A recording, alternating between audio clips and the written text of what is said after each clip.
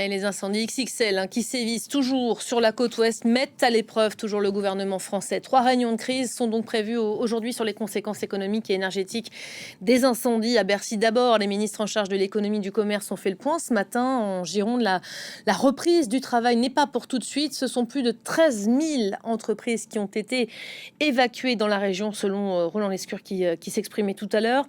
Une cellule interministérielle de crise est également convoquée ce matin au ministère de l'Intérieur, juste avant un conseil des ministres qui est prévu à 11h. Flore Simon, bonjour. Bonjour, on l'aperçoit à l'écran, c'est Emmanuel Macron qui préside le rendez-vous, parmi les nombreux prévus aujourd'hui. Oui, exactement. Alors, c'est la 3e cellule interministérielle de crise autour des incendies qui ravagent la France et particulièrement, vous l'avez dit, Elisabeth, en Gironde. Donc, mais pour la première fois, c'est le chef de l'État qui préside donc celle-ci ce matin. Vendredi soir, Sébastien Lecornu. Samedi aussi.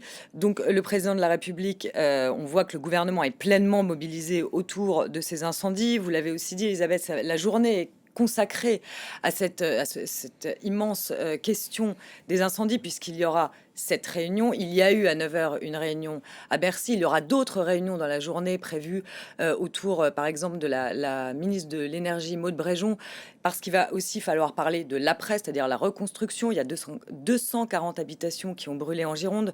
Donc voilà, lors de ces réunions, il y a des décisions qui vont être prises. Emmanuel Macron prendra la parole à l'issue de cette cellule interministérielle de crise pour donc donner les conclusions. Et on aura sans doute des annonces qui vont être faites.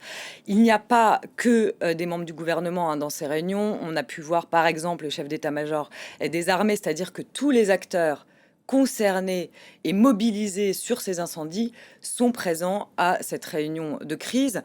Le gouvernement a déjà, lors de ces réunions, pris des décisions. Il y a eu un renfort de militaires, 1500 militaires qui ont été envoyés en Gironde, l'envoi de l'A400M, qui permet donc de projeter sur ces incendies 20 000 tonnes d'eau ou de retardants.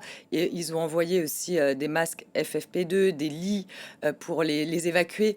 Donc des décisions ont déjà été prises ces derniers jours. On va voir ce que le chef de l'État et donc ses ministres décident pour aujourd'hui autour de cette réunion. Voilà, on suivra évidemment les différentes prises de parole. Merci beaucoup, Flore. Alors que